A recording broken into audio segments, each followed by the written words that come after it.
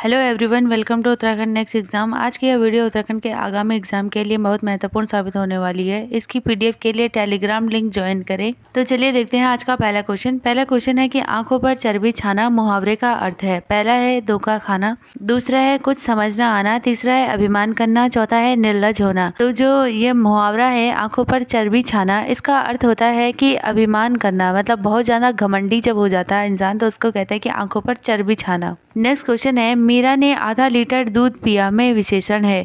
तो यहाँ पे जो ये आधा लीटर है इसमें बताना है कि कौन सा विशेषण है। पहला है गुणवाचक विशेषण, दूसरा है संख्यावाचक, तीसरा है परिमाणवाचक, चौथा है सार्वनामिक विशेषण। तो इसका सही आंसर यहाँ पे आ जाएगा ऑप्शन नंबर सी, परिमाणवाचक विशेषण। क्योंकि पहले जान लेते हैं विशेषण क्या होते हैं। जो संज्ञा और सर्वनाम की विशेषता बताते हैं उनको विशेषण कहते हैं। विशेषण के जो प्रकार हैं उनमें से एक गुणवाचक है। गुणवाचक का अर्थ होता है जहाँ पर भी किसी भी संज्ञा या सर्वनाम के गुण को बताया जाता है, जैसे कि अच्छा बुरा, उसको कहते हैं गुणवाचक विशेषण। उसके बाद आता है संख्यावाचक, जहाँ पे भी किसी भी विशेषण में नंबरिंग 1 2 3 4 संख्याओं का जहाँ पे बताया जाता है, तीसरी दूसरी, वहाँ पे आता है संख्यावाचक। और परिमाणवाचक विशेषण वह होता है जहाँ पर की मात्रा बताई जाती है, जैसे आधा लीटर, थोड़ा बहुत, इस तरीके के जो शब्द होते हैं ये आ जाते हैं परिमाणवाचक में। इसके बाद आता है सार्वनामिक, वह शब्द जो सर्वनाम है लेकिन कभी कभी विशेषण की तरह प्रयुक्त हो जाते हैं, उनको सार्वनामिक विशेषण कहते हैं। नेक्स्ट क्वेश्चन है गरीबों को वस्त्र दो वाक्य में कारक है। पहला है करण कारक, दूसरा है अपादान कारक, तीसरा है संप्रदान कारक, चौथा है कर्म कारक। तो इसका सही आंसर आ जाएगा यहाँ पे ऑप्शन नंबर सी, संप्रदान कारक। जहाँ पे दान किया जाता है वहाँ पे आता है संप्रदान कारक। जब हमें किसी वाक्य में सिंपल कर्म दिखाई दे रहा है तो वहाँ पे आता है कर्म कारक। नेक्स्ट क्वेश्चन है देश को हानि जय चंदों से होती है, रेखांकित में संज्ञा है। तो यहाँ पे जो रेखांकित शब्द है जय चंदो, इसमें बतानी है कि कौन सी संज्ञा है। पहला है जातिवाचक, दूसरा है व्यक्तिवाचक, तीसरा है भाववाचक, चौथा है द्रव्यवाचक। तो इसका सही आंसर यहाँ पे आ जाएगा जातिवाचक संज्ञा। जो जय चंदो है यह शब्द आ जाएगा जातिवाचक में। अगर व्यक्तिवाचक की बात करें तो यहाँ पे सिर्फ अगर जयचंद होता तो जयचंद किसी पर्टिकुलर व्यक्ति का नाम होता, इसलिए यहाँ पे ये व्यक्तिवाचक में आ जाता है। लेकिन जब हम इसमें जय चंदों या हरीश चंद्रों इस तरीके से लगा देते हैं तो ये बहुत सारे लोगों को एक साथ इंगित करता है, इसलिए यह जातिवाचक संज्ञा का उदाहरण आ जाता है। नेक्स्ट क्वेश्चन है यहाँ पे स्रोत की दृष्टि से शब्दों को कितने भागों में बांटा जाता है। पहला है 4, दूसरा है 10, तीसरा है 7, चौथा है 5। तो इसका सही आंसर आ जाएगा कि स्रोत की दृष्टि से शब्दों को 4 भागों में बांटा जाता है। क्वेश्चन नंबर नेक्स्ट है निम्न वाक्यों में से संयुक्त वाक्य कौन सा है। पहला है वह खाना खाकर सो गया, दूसरा है उसने खाना खाया और सो गया, तीसरा है गीता जिस घर में रहती है वह बहुत गंदा है, चौथा है रूपा चाहती है कि वह नौकरी करे। तो इसका सही आंसर हमारे पास आ जाएगा ऑप्शन नंबर बी, उसने खाना खाया और सो गया। जहाँ पर भी जब दो वाक्य आपस में और इसलिए इस प्रकार के शब्दों से जुड़ते हैं तो वहाँ पे संयुक्त वाक्य होता है। क्वेश्चन नंबर नेक्स्ट है रहमन पानी राखिए बिन पानी सब सून, पानी गए न उबरे मोती मानुष चून में रेखांकित में कौन सा अलंकार है। तो जो मोती मानुष चून है इसमें बताना है कि कौन सा अलंकार है। पहला है अनुप्रास अलंकार, दूसरा है यमक अलंकार, तीसरा है रूपक अलंकार और चौथा है श्लेष अलंकार। तो यहाँ पे सही आंसर है इसका ऑप्शन नंबर 4, श्लेष अलंकार। क्योंकि जो यहाँ पे मोती मानुष चून शब्द है यहाँ पे इसके अलग अलग अर्थ आ जाते हैं और जहाँ पे एक ही शब्द के अलग अलग अर्थ होते हैं उसको कहते हैं श्लेष अलंकार। जान लेते हैं अनुप्रास अलंकार। अनुप्रास अलंकार वहाँ पे आता है जहाँ पर एक ही वर्ण की आवृत्ति बार बार होती है, उसे अनुप्रास अलंकार कहते हैं। नेक्स्ट क्वेश्चन है मोहन बाजार की ओर गया वाक्य में रेखांकित शब्द है। पहला है क्रिया विशेषण, दूसरा है समुच्चय बोधक, तीसरा है विशेषण, चौथा है सर्वनाम। तो इसका सही आंसर हमारे पास आ जाएगा ये गया हमारे पास एक क्रिया है और की ओर क्या बता रहा है, इसकी विशेषता बता रहा है। तो इसका सही आंसर हमारे पास आ जाएगा ऑप्शन नंबर ए, क्रिया विशेषण। क्वेश्चन नंबर नेक्स्ट है निम्नलिखित में से कौन सा शब्द स्त्रीलिंग नहीं है। पहला है दाल, दूसरा है मई, तीसरा है गर्दन, चौथा है दर्द। तो इसका सही आंसर हमारे पास आ जाएगा ऑप्शन नंबर 4, दर्द। दर्द जो शब्द है वो स्त्रीलिंग नहीं है, बाकी ये तीनों स्त्रीलिंग है। क्वेश्चन नंबर नेक्स्ट है कौन सा शब्द अज शब्द का अर्थ नहीं है। तो पहला है ब्रह्मा, दूसरा है टैक्स, तीसरा है शिव और चौथा है अनजान। तो इसका सही आंसर हमारे पास आ जाएगा ऑप्शन नंबर 4, अनजान। अनजान जो है इसका अर्थ नहीं होता है अज, बाकी इन तीनों का अर्थ आपके पास अज आ जाएगा। क्वेश्चन नंबर नेक्स्ट है, डोटी पश्चिमी नेपाल के एक क्षेत्र को कहा जाता है, जबकि सीरा क्षेत्र निम्न में से कहाँ स्थित है? पहला है अल्मोड़ा, दूसरा है पिथौरागढ़, तीसरा है चमोली और चौथा है बागेश्वर। तो जो डोटी है वो नेपाल में स्थित है और नेपाल का बॉर्डर किससे लगता है? नेपाल का बॉर्डर हमारे पास 3 जनपदों से लगता है, पिथौरागढ़ से, चंपावत से और उधम सिंह नगर से। तो जो सीरा क्षेत्र है वो आ जाएगा इसका सही answer Pithoragarh. Question number next है, स्कंद पुराण के मानस खंड में किस झील या ताल के लिए त्रिऋषि सरोवर शब्द का प्रयोग किया जाता है? पहला है भीमताल, दूसरा है नैनीताल, तीसरा है नौकुचिया ताल और चौथा है गिरिताल। इसका सही आंसर आ जाएगा option number B, Nainital. Nainital को स्कंद पुराण के मानस खंड में त्रिऋषि सरोवर कहा जाता है। पहले तो जान लेते हैं कि स्कंद पुराण में जो कुमाऊं वाला क्षेत्र है उसको कहा जाता है मानस खंड और जो गढ़वाल का क्षेत्र है उसे कहा जाता है केदार खंड। क्वेश्चन नंबर नेक्स्ट है, उत्तराखंड राज्य के संदर्भ में सच्चिदानंद भारती द्वारा दूधातोली लोक विकास संस्थान निम्नलिखित में से किस आंदोलन को बढ़ावा देने के लिए किया गया था? पहला है पानी राखो आंदोलन, दूसरा है रक्षा सूत्र आंदोलन, तीसरा है फूलों की घाटी उद्यान के संदर्भ में और चौथा है चिपको आंदोलन के लिए। तो इसका सही आंसर यहाँ पे आ जाएगा ऑप्शन नंबर ए, पानी राखो आंदोलन। जो पानी राखो आंदोलन के सूत्रधार थे वो है सच्चिदानंद भारती जी द्वारा दूधातोली लोक विकास संस्थान की स्थापना की गई। नेक्स्ट क्वेश्चन है, उत्तराखंड राज्य के संदर्भ में वासिंग, वासुकी, अमेला तथा गाजर घास है। पहला है पर्यावरण मित्र वृक्ष एवं वनस्पति, पर्यावरण एवं वनस्पति के लिए संकट उत्पन्न करने वाले वृक्ष एवं वनस्पति। तीसरा है 4000 मीटर से अधिक ऊंचाई पर मिलने वाली जड़ी बूटी वृक्ष व वनस्पति और चौथा है उपोष्ण कटिबंध में उगाने वाले प्रमुख वृक्ष एवं वनस्पति। तो इसका सही आंसर हमारे पास आ जाएगा ऑप्शन नंबर बी, क्योंकि हमने देखा है कि पहाड़ों में बहुत ज़्यादा गाजर घास जो है वो उगने लगी है। तो जो गाजर घास है वो क्या कर देती है, अपने साथ होने वाली और जो प्रजातियां उनका नाश कर देती है। तो ये वनस्पतियों के लिए संकट है। अमेला मतलब कि अमर बेल जो होती है वो भी क्या कर लेती हैं, इन्वेजिव स्पीशीज़ हैं ये एक मिलाकर, आक्रामक प्रजातियां जिनको कहा जाता है, जो कि जहाँ पे प्रेजेंट होती हैं वहाँ पे और जो प्रजातियां हैं उनको ख़त्म कर देती हैं। तो इसका सही आंसर ऑप्शन नंबर बी हो जाएगा। क्वेश्चन नंबर नेक्स्ट है, सुमेलित करना है कि कौन सा व्यक्ति कौन से आंदोलन से संबंधित था। तो पहला है गौरा देवी। गौरा देवी हम जानते हैं ये चिपको आंदोलन से संबंधित थी और इन्होंने चमोली के रैणी गांव से पेड़ों पर चिपक कर इस आंदोलन को चलाया था, शुरू किया था। दूसरे हैं सच्चिदानंद भारती। सच्चिदानंद भारती जो है ये पानी राखो आंदोलन से संबंधित है। तीसरे हैं कल्याण सिंह रावत। तो कल्याण सिंह रावत जी का संबंध मैती आंदोलन से ही है। मैती आंदोलन हम जानते हैं जिसमें कि विवाह के टाइम पर जो वर और वधू होते हैं वो एक पेड़ लगाते हैं। ये मैती आंदोलन चलाया था कल्याण सिंह रावत जी ने। और है राजा नरेंद्र शाह। नरेंद्र शाह के टाइम पे रवाई कांड जो रवाई आंदोलन है इनके टाइम पे हुआ था। क्वेश्चन नंबर नेक्स्ट है, उत्तराखंड राज्य में सर्वाधिक लिंगानुपात वाले जिले हैं जो घटते क्रम में हैं।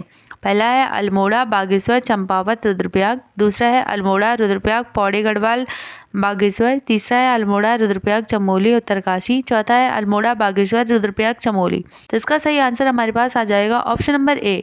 जब हम देखते हैं लिंगानुपात, लिंगानुपात का मतलब होता है कि 1000 जो पुरुष हैं उनमें महिलाओं की संख्या कितनी है।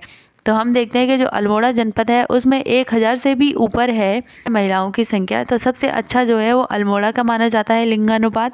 उसके बाद बागेश्वर, चंपावत और रुद्रप्रयाग, इन 4 जिलों में सबसे अधिक हमें लिंगानुपात देखने को मिलता है। नेक्स्ट क्वेश्चन है, मांगल, छोड़ो, रणारौत एवं बिरासू आदि लोकगीत हैं।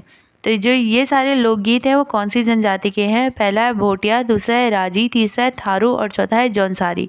तो ये सारे के सारे जो लोकगीत हैं ये हैं जौनसारी जनजाति की। और जौनसारी जनजाति हमें कहाँ देखने को मिलती है, यह देहरादून का जो इलाका है यहाँ पे जौनसारी जनजाति देखने को मिलती है। और इनका प्रमुख पर्व क्या है, इनका प्रमुख पर्व है हरेला।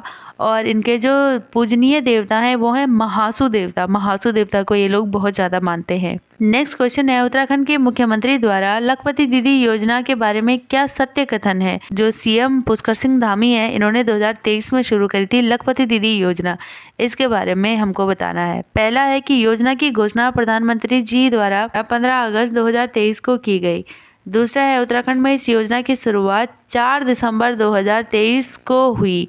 तीसरा है इस योजना का लक्ष्य वर्ष 2025 तक राज्य की 1.25 लाख महिलाओं को लखपति बनाना है। और चौथा है उपयुक्त सभी। तो इसका सही आंसर आ जाएगा ऑप्शन नंबर 4 उपयुक्त सभी। यह सभी लखपति दीदी योजना के अंतर्गत आता है। डायरेक्ट क्वेश्चन ये भी आ सकता है कि जो लखपति दीदी योजना है इसकी शुरुआत कब हुई, तो आप बताओगे 4 दिसंबर 2023। क्वेश्चन नंबर नेक्स्ट है निम्नलिखित में से सुमेलित नहीं है, तो इसमें से बताना है कौन सा सुमेलित नहीं है। पहला है मुकुंदी लाल तरुण कुमाऊं, तो ये जो समाचार पत्र और पत्रिकाएं थी इनसे संबंधित हैं। पहला सही है, मुकुंदी लाल तरुण कुमाऊं से संबंधित थे। दूसरे हैं विक्टर मोहन जोशी स्वाधीन प्रजा, तो स्वाधीन प्रजा के ये संपादक रहे हैं विक्टर मोहन जोशी।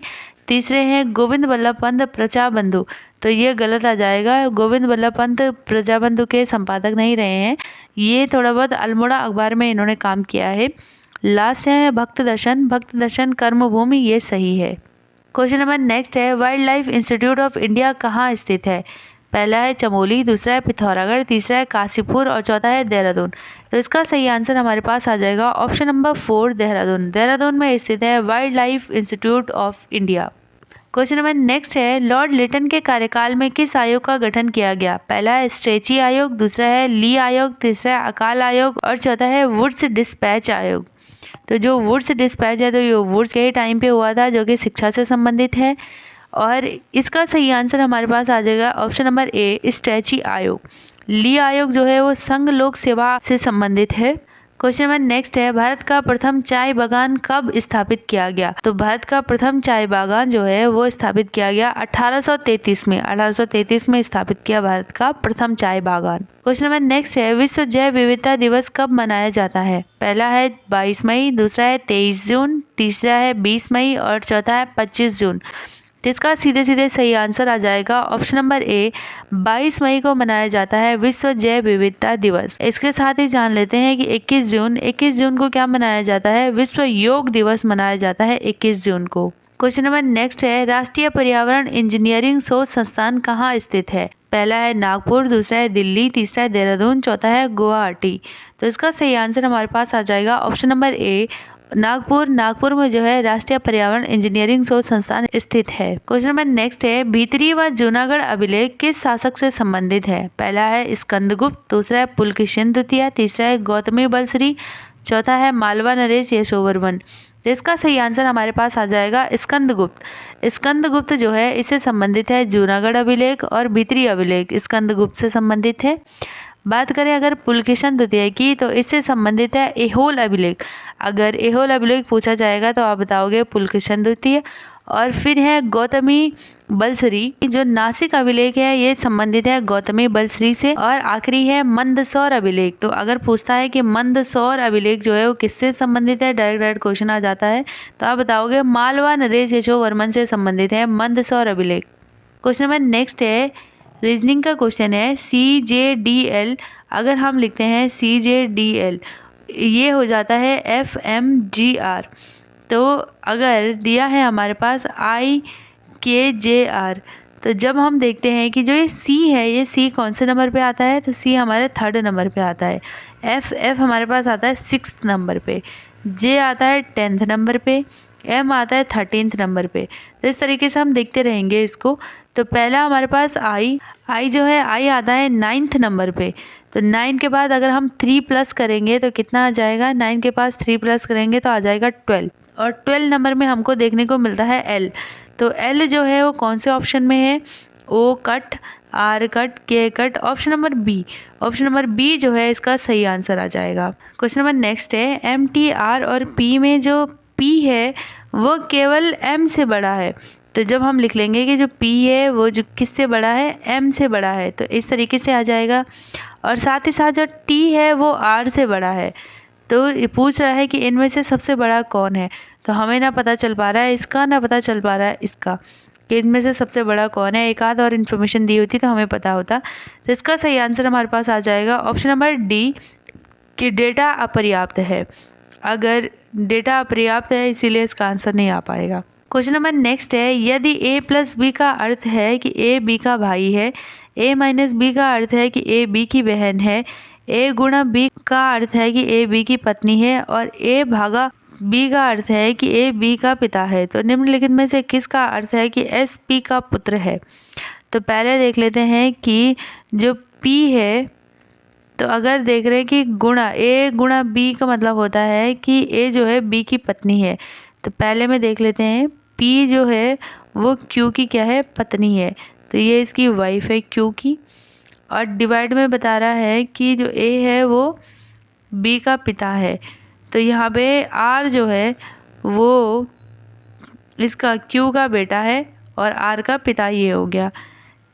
अगर प्लस कह रहा है तो आर जो है एस की बहन है और जो आर है ये आर जो है इसके क्या आ जाएगा, ये आर जो इसका भाई आ जाएगा, इसका भाई आ जाएगा आर।